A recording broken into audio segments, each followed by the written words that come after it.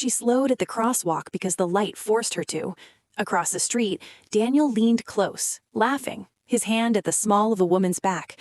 Madison's coffee cup trembled in her hand. Something in her chest unclipped and fell, quiet and sudden, as if gravity had decided to stop keeping secrets. Madison Hallie had always trusted the shape of her life, neatly framed, hung with care. She saw the scene like it was a photograph. Daniel's laugh caught mid-exhale, the curve of the woman's cheekbone under makeup he'd never liked her to wear, the way their shoulders touched like they belonged. For a second, she thought it was a trick of light, a reflection, the city playing at Betrayal. Then the woman turned her head, and their eyes met. Everything afterward, every decision, every breath, collapsed inward toward that exact moment. She stood on the curb until the light changed again, watching them move away like a secret leaving the room. Her phone buzzed in her pocket, a reminder of tonight's dinner with Daniel and his parents. She almost laughed at the absurdity of it. Dinner with the people who would never suspect the fracture that had just formed between them. Madison walked home on autopilot, her mind cataloging 100 banal explanations and discarding them one by one. She knew Daniel. He was punctual, methodical, a man who labeled his underwear drawer. Yet the image, him so easily intimate with a stranger, kept replaying in impossible slow motion. That night she set the table, she reheated lasagna, she smoothed a napkin until her fingers went numb. When Daniel walked in, smelling like cologne and perfume that wasn't hers, he kissed her forehead and asked about her day. She smiled and asked about his. He said busy and late client. He asked if she wanted wine. She nodded and felt as if she were committing a small betrayal by tolerating the lie.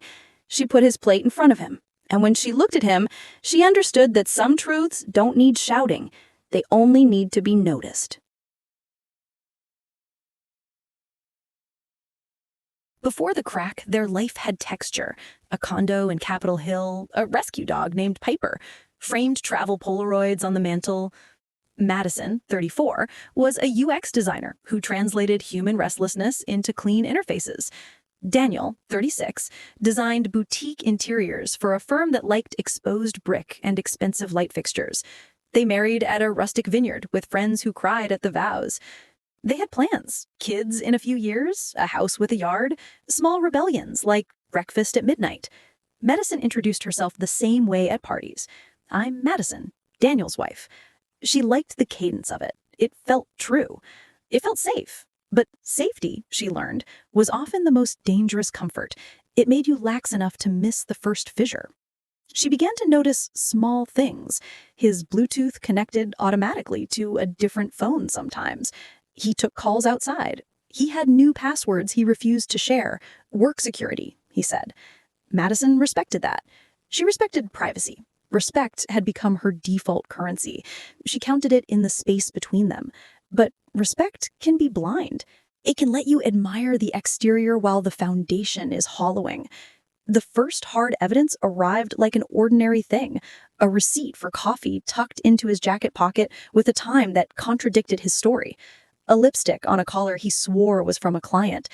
Under the harsh kitchen light, each piece looked obscene. Not because it was dramatic, but because it contradicted the quiet narrative she'd been telling herself for years, that Daniel loved her in the small and steady ways. She started to gather proof the way one might gather seashells, methodical, almost compulsive. Screenshots from shared calendars showed overlapping events, a calendar invite titled Review Client, with a location that would later appear in her found photos. A video file he thought he deleted, the man in it smiling like he owned the future. She didn't confront him right away. Instead, she moved like water, contouring to every truth as it presented itself. Her restraint wasn't weakness, it was calculation. She needed to know the shape of what she was up against.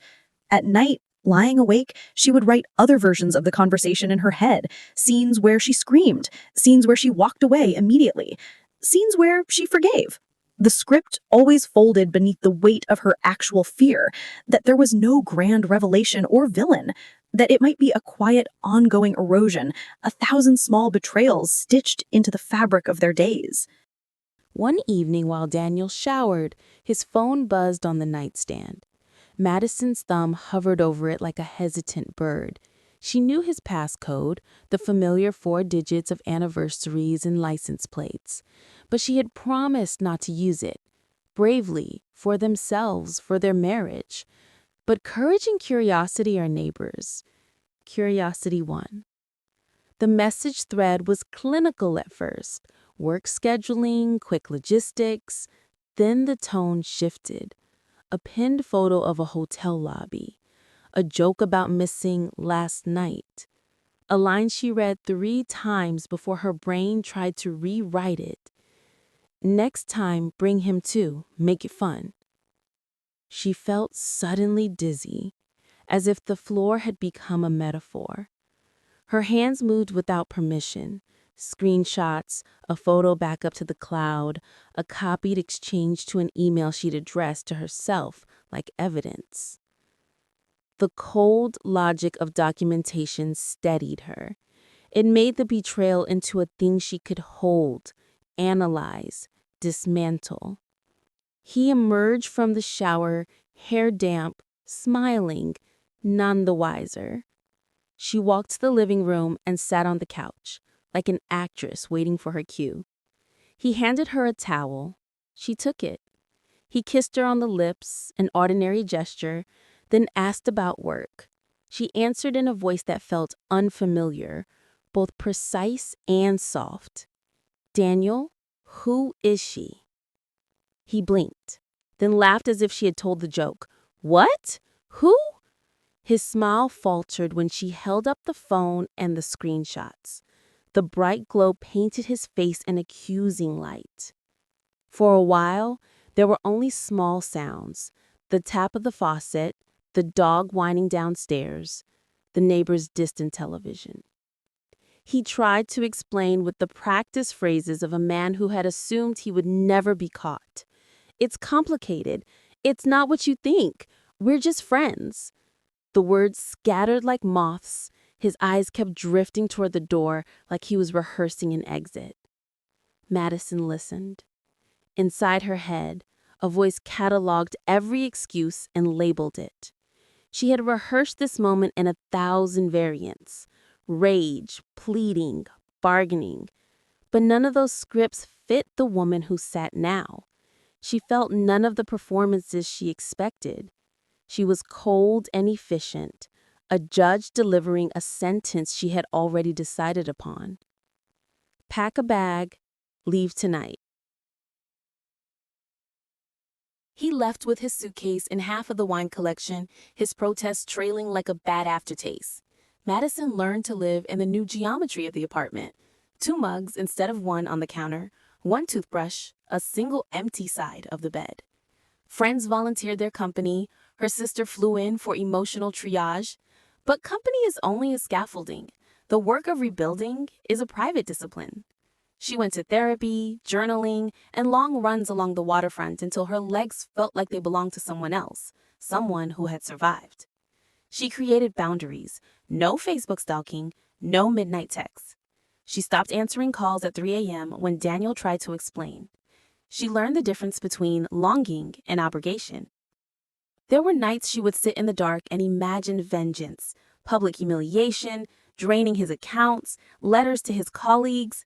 Vengeance felt suddenly childish and hollow. The real hunger that lived under anger was for dignity. Reclaiming dignity would not be theater. It would be slow, stubborn, and necessary. Madison saw the woman, Claire, at an art opening, a place where Madison had gone to feel the pulse of the city and the heartbeat of strangers.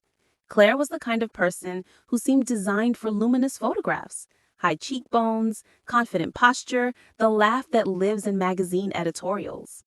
Their eyes met across the gallery, and for a moment a claustrophobic history passed between them like a current. Claire smiled politely, a surface kindness. Madison felt no fury explode. Instead, something calmer arrived: clarity. She crossed the room with slow steps and spoke in an even tone. "You should know," Madison said. "He isn't who you think he is." Claire's smile faltered. She began, then seemed to search for an exit. Madison didn't want to humiliate her. The man had made 2 choices, one infidelity and one that denied both women the truth. In that small exchange, Madison felt the tug of compassion. Claire, like her, had been seduced by a version of Daniel that didn't exist anymore. "You deserve honesty," Madison said, "and you deserve better than a lie." Claire nodded, and then they both turned back to the paintings, strangers on different sides of the same fracture. Madison's revenge was not dramatic. It had no banners or hashtags. It was a reclamation of small things that made life luminous. A subscription to a pottery class, an apartment filled with plants, a series of weekend trips alone where she learned to sleep without the weight of someone else's presence. She reclaimed her name in little ways. She changed her email signature to read Madison Halley, product designer. She stopped introducing herself as Daniel's wife. She dated cautiously, not to replace, but to remember she could be chosen. She built new rituals, Saturday morning markets, late-night jazz bars, habits that anchored her in the world outside the wound. Work, oddly, became a refuge. She led a redesign project that won an industry award. Her team toasted her in a dim cafe, calling her resilient and brilliant. The applause was not revenge. It was recognition. She started to write a blog about rebuilding life after betrayal. Practical, nonsense essays about boundaries and dignity. People wrote back with their own stories, and in their replies, she found an unexpected sisterhood. A year after the crosswalk moment, Madison found herself at a charity gala, standing under soft chandeliers and the low murmur of benefactors. Daniel was there too, tanned, composed, apparently successful. He approached her with a humility that felt rehearsed.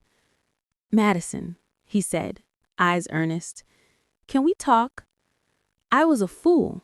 I was selfish. She had imagined this meeting in many versions, explosive, cathartic, a cinematic confrontation with tears and a slam of a car door. None matched the quiet release she felt now. "I forgave you a long time ago. Forgiveness is for me, not for cleaning your slate." His face fell. "So, there's nothing?" "There's grief, there's growth, there's distance, but there's no future for us." He asked for another chance. He asked for what he wanted, renewal without the hard work of repair. Madison considered the man who had loved and broken her and saw clearly the pattern. A man who repeats his mistakes simply cannot be your refuge. "No," she said simply. "It was not cruelty. It was clarity. I wish you well." She walked away, the heels of her shoes making a small, steady sound on the marble floor, the final punctuation of a sentence she had written for herself. Months later, Madison stood on the balcony of her new apartment, watching the city lights stitch themselves across the night. Piper slept at her feet. A sketchbook lay open on the table. The blog she'd started had a modest following, the kind that sent messages on hard mornings. Her friends had not fled her. They had stayed, some bruised, some healed, all wise in different ways. She had not sought to punish Daniel. She had not posted his transgressions on social media or whispered his faults into the ears of his colleagues. She had chosen instead to invest her energy into a life that meant something to her, whether or not he watched. Revenge had been a mirage, sweet in thought, bitter in execution. True victory, she realized, was quieter, a life rebuilt with honesty, boundaries, and respect. It required humility and courage. The courage to leave, the humility to accept her part in any complacency, and the steadiness to keep walking when the path was lonely. Madison opened her laptop and drafted a new post, not about him, but about the work of being human after betrayal. She wrote about how dignity is a muscle that strengthens with practice. She wrote about how silence can be a sanctuary, not a prison. She wrote a line that would later be quoted by readers. "Justice is not always loud. Sometimes it is the steady, unbothered reconstruction of a life. She closed the laptop, poured herself a glass of water, and laughed softly at the absurdity of how much she had feared the future and how richly it had turned out. The city hummed below, impatient, unjudging, alive. She felt finally at home in herself. The truest revenge is not to break them back, but to build yourself so well that their absence becomes your peace.